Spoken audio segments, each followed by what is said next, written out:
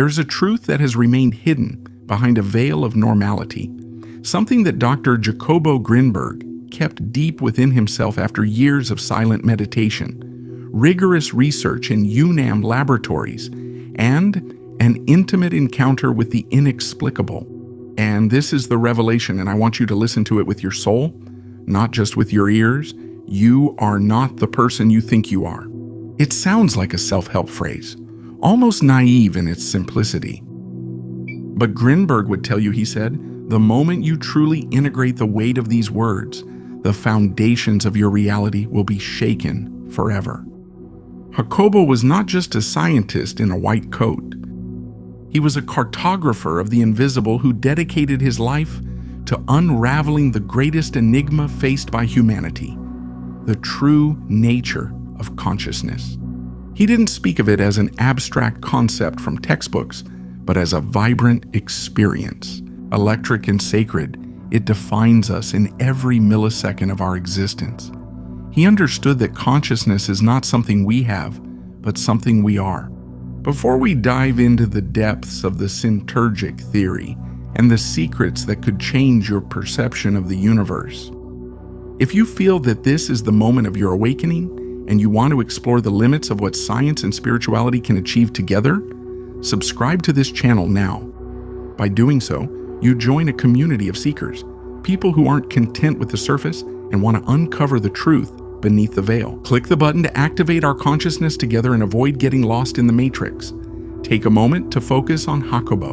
Discussing reality today without him is like studying physics without Einstein. His legacy is the perfect bridge. Subscribe. Today without mentioning him is like trying to understand physics while ignoring Einstein. The rigor of the laboratory and the mystery of the shaman.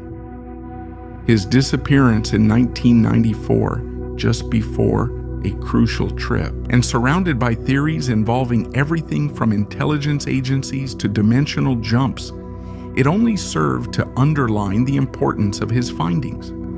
He taught us that the brain is not a producer of thoughts, but a sophisticated processor that decodes a field of infinite information. Throughout this video, you will understand why his discoveries were so disruptive that, even today, many prefer to keep them in the shadows. Since he was just a child in Mexico City, Jacobo already felt that the normal world was just a facade, a well-painted cardboard set, but lacking real depth. While other children worried about mundane games or material possessions, he looked at the night sky and felt an existential vertigo that left him breathless. He wondered, what am I in the midst of this childhood? Am I vast blackness? Am I simply this small body that breathes, that feels the winter's cold, that gets hungry and sleepy? Or am I something much vaster? Something that has no edges, that I can't touch with my hands, but that I know with absolute certainty exists right behind my eyes. That curiosity wasn't just a passing childhood phase. It followed him like a persistent shadow throughout his entire academic career. It led him to devour books on psychophysiology, to visit the most advanced laboratories in New York, and finally to the places where official science usually turns its back with disdain. To the mountains of Oaxaca, to the deserts of Sonora, to sit face to face with shamans and men of knowledge who spoke with plants and healed with the spirit. Jacobo Grinberg learned that to understand the mind, it's not enough to measure brain waves on thermal paper. You have to learn to dissolve the noise of your own mind until it becomes as transparent as the mist at dawn. What he discovered at that intersection between the electroencephalogram and deep meditation was both devastating and beautiful. The reality you perceive does not exist outside of you. Stop for a second and think about it. There isn't an objective world out there waiting to be seen as if it were a static photograph. Reality is a continuous creation, a monumental symphony your brain, mind, and consciousness compose every moment. He firmly maintained that you are not observing the world. You are giving it life. You are collapsing it from a state of pure possibility into a solid form. And that creation is not a passive or automatic act. It's the most intimate and powerful expression of who you truly are. Sometimes, even when you create that reality where you lose your keys right when you're running late, well, your brain also has a sense of humor, even if it's a little annoying and pretty ill-timed. For Jacobo, consciousness was not the end of the road, but the beginning.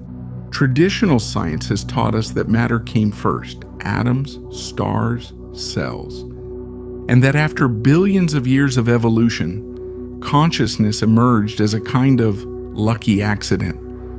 Grinberg turned the tables. He proposed that consciousness is primary and matter is secondary. Imagine that consciousness is like the tree. It comes from an infinite ocean. Matter, bodies, planets are like ice cubes floating in that ocean. They seem different.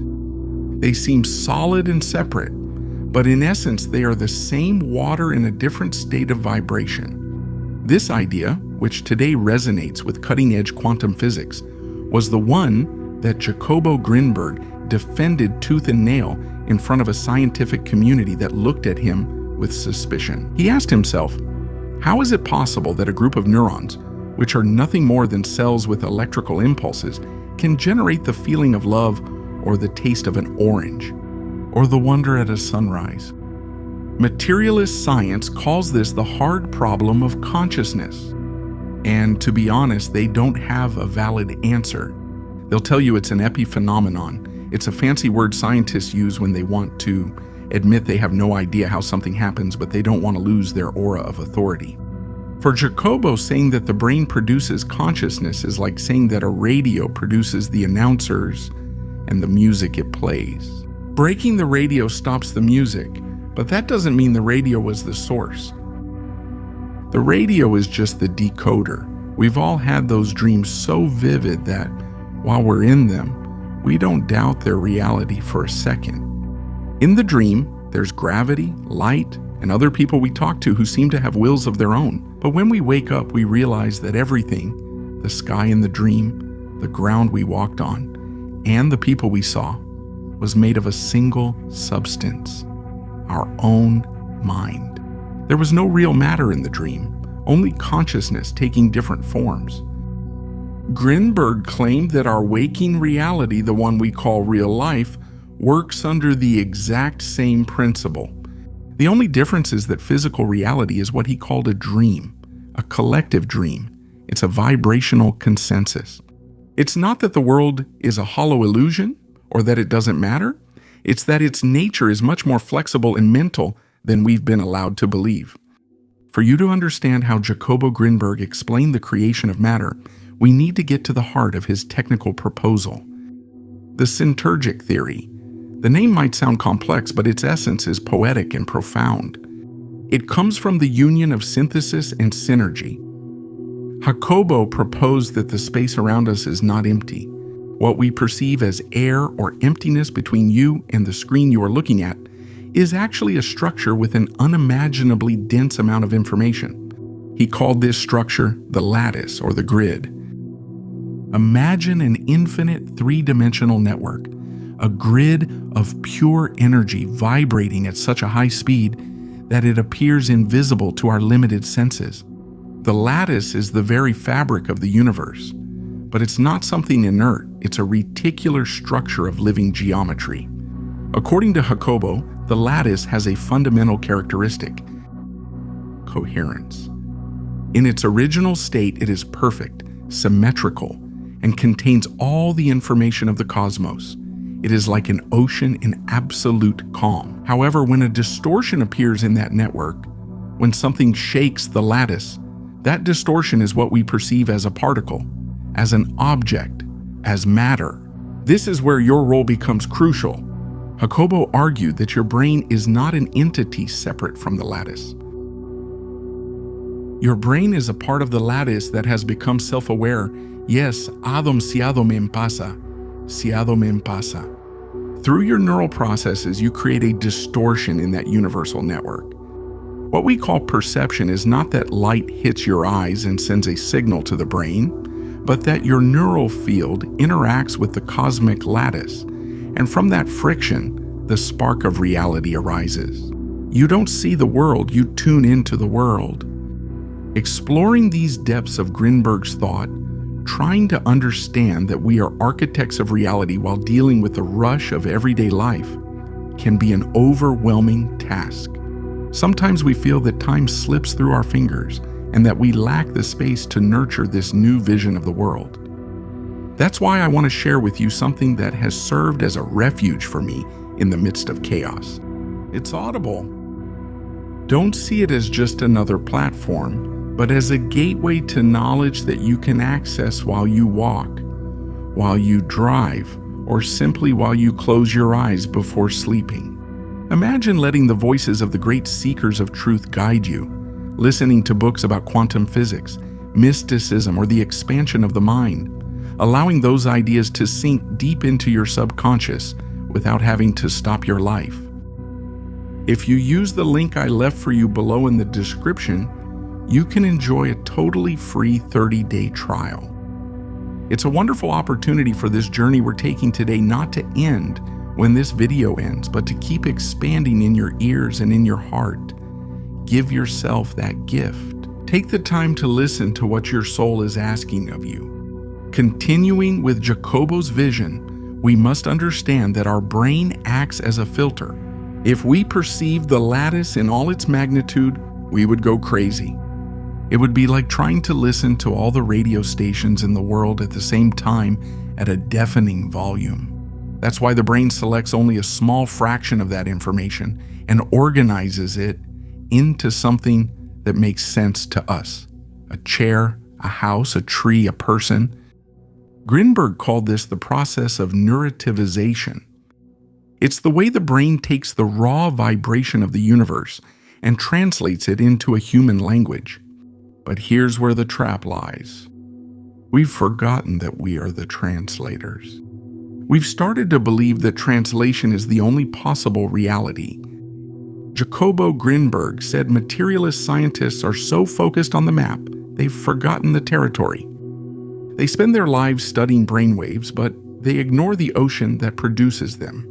It's as if someone analyzed the pixels on a TV screen to try to understand the script of the movie that's being shown. You can know everything about the pixels, but that won't tell you anything about the message, about the emotion, or about the author of the work. It's a bit like when you try to explain to your grandmother how Wi-Fi works. You can talk to her about electromagnetic waves and routers, but for her, if the cat video loads, it's magic. And deep down, Jacobo was telling us that Grandma is right. All of this is a kind of technological magic of consciousness. Jacobo's theory was solid on paper, but it needed a field test. And that test came with a name that still sends chills through academic circles today. Pachita. Barbara Guerrero, known as Pachita, was not a licensed doctor. She was a humble woman who, according to reports, could perform surgical operations with a rusty kitchen knife without anesthesia, and most incredibly, she could materialize new organs in her patients' bodies. When Jacobo Grinberg heard this for the first time, his mind, trained as a scientist in the best laboratories in the world, reacted with skepticism. He thought it was a matter of magic tricks, collective suggestion, or simple fraud. But Jacobo was not a closed-minded scientist. He was a seeker. So he decided to go and see it for himself. What he witnessed in Pachita's office changed him forever. He saw the shaman enter a deep trance state, where her personality disappeared and was taken over by what she called the little brother, the spirit of Cuauhtémoc. In that state, Pachita would insert her hands into the bodies of the sick. Jacobo was right. He was just centimeters away. He saw the blood, he saw the tissue open up, and most disturbing to his worldview, he saw how she would extract a damaged organ, and out of nowhere, a healthy one would appear in her hands to be inserted. At the end of the operation, the wound would close almost instantly with a simple wave of the hand, leaving just a scar that would disappear within hours. There were no infections. There was no unbearable pain. There was no logical explanation within traditional medicine. For Jacobo, Pachita was not a witch. She was a lattice psychosurgeon. He understood that she had achieved what his equations suggested. She did not operate on the physical body. She operated directly on the informational structure of the lattice. If reality is a construction of consciousness, someone with a consciousness powerful and coherent enough can modify that construction at will. Pachita didn't heal the flesh. She rearranged the information that supports the flesh. After witnessing the impossible with Pachita, Jacobo Grinberg understood that the brain doesn't end at the skull. If the lattice is an ocean of energy, our brain is like a submerged engine that creates constant waves in that ocean. Jacobo called these waves the neuronal field. This is one of the most revolutionary ideas of his Syntergic theory. Jacobo proposed that every time a neuron fires an electrical impulse, it not only communicates with the neighboring neuron, but also emits a micro-distortion that expands into outer space. When millions of neurons fire together, they create a coherent field, a kind of energy bubble that surrounds us. But here comes the fascinating part. This field doesn't stop. It intertwines with the neural field of the person next to you, with that of your pet, with that of the plants, and finally with the lattice of the entire universe. For Jacobo, we are not islands of consciousness separated by emptiness. We are interconnected nodes in an invisible network. He conducted rigorous experiments in his laboratory at UNAM to demonstrate this. He placed 2 people in isolated chambers, protected against any electromagnetic interference. He trained the 2 people to meditate together and feel an emotional connection. Then, when one of them was stimulated with flashes of light, surprise.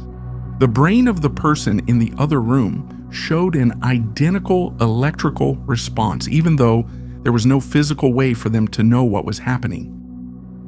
Jacobo called this the transferred potential. Official science remained silent because accepting this meant accepting that telepathy is not a myth, but a fundamental property of the fabric of reality. Getting to this point in the video, having already made it through much of this journey through the labyrinths of the mind and quantum physics, is no small feat. We live in an era of instant gratification, of 15-second videos that leave our minds empty. The fact that you're still here, hearing about neural fields and the interconnection of souls, is an unmistakable sign that your consciousness is searching for a way out. You're not a passive spectator, you're an active seeker. I congratulate you for having the persistence that most people have lost. That's why I want to ask you to make a pact of presence with me. Comment right now with the phrase, "I choose to wake up." By writing these words, you're not only letting me know that you've made it this far, but you're also performing a psychomagical act. You are giving a clear instruction to your subconscious and your own neural field that you are ready to break out of the shell of ordinary perception. Do it now, and let's move on. If each of us has a neural field that affects the lattice, what happens when billions of people believe the same thing? Jacobo explained that the solid reality we see, the laws of physics, gravity, the consistency of objects, is actually a consensus of perception. Picture the world as a giant movie theater. Each one of us is a projector. If we all project the same movie, the image on the screen will seem solid and real. Jacobo said that mountains are hard and fire burns because we have all accepted on a deep and subconscious level that it must be that way. We have created a matrix of mental habits. This explains why, for a shaman like Pachita, the laws of physics were optional. She had learned to disconnect from the collective consensus. Her neural field was so powerful and so coherent that instead of being shaped by the lattice of the majority, she shaped the lattice around her. She didn't break the rules. She simply played at a level where those rules hadn't been written yet. The concept of Syntergy refers to a system's ability to process information. Jacobo used to say that the more complex and coherent your neural field is, the higher your level of Syntergy. And the higher the Syntergy, the closer you are to unity. At low levels of Syntergy, we feel separated, alone, and scared. We see the world as an external threat. But as we raise our vibration through meditation, knowledge, and intention, our neural field becomes more syntergic. We begin to experience states of ecstasy, deep insights, and that feeling that everything is okay, even in the midst of the storm. Jacobo discovered that when a brain reaches a level of extreme coherence, time and space cease to be barriers. The past, the present, and the future merge into an eternal now.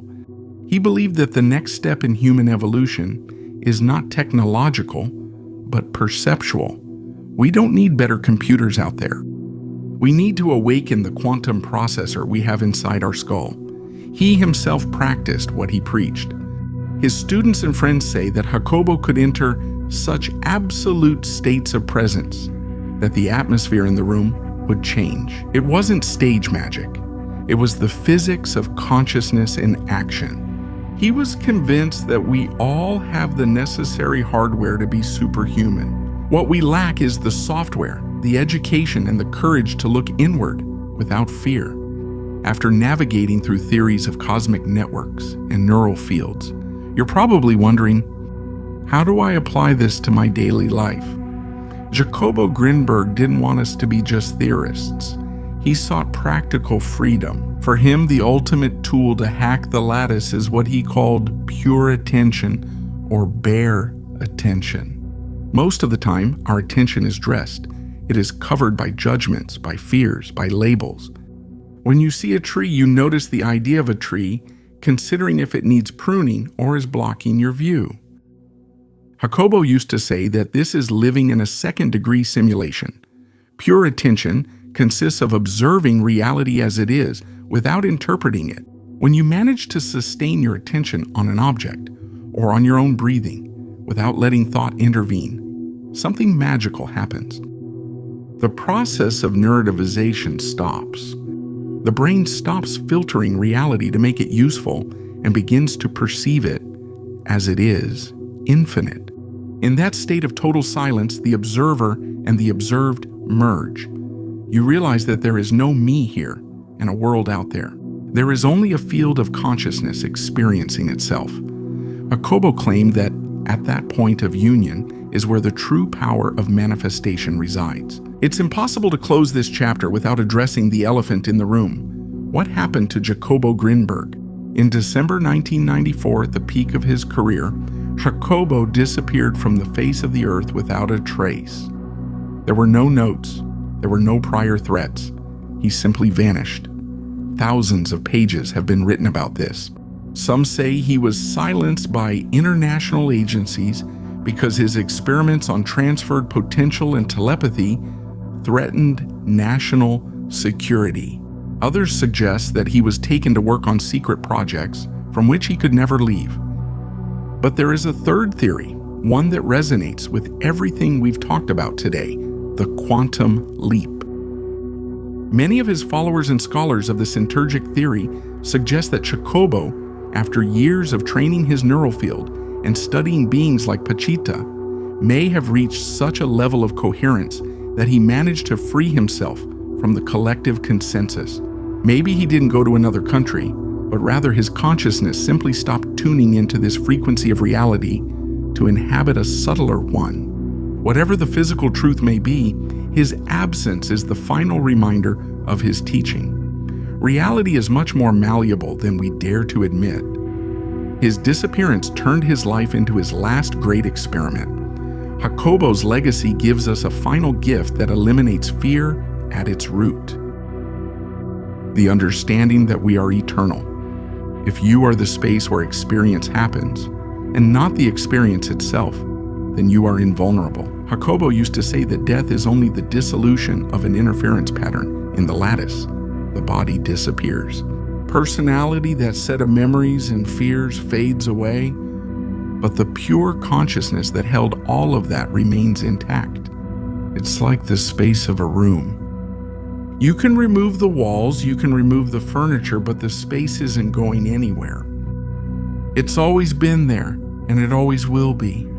He wanted us to live from that place of freedom. When you understand that you are pure consciousness, you stop begging for love, you stop desperately chasing success, and you stop fearing the future.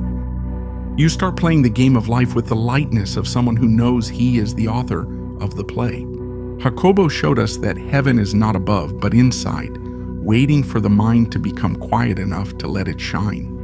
Jacobo Grinberg was a man who walked between two worlds and who paid the price of being misunderstood to bring us a map to our own divinity. As I share these words with you, I want to thank you.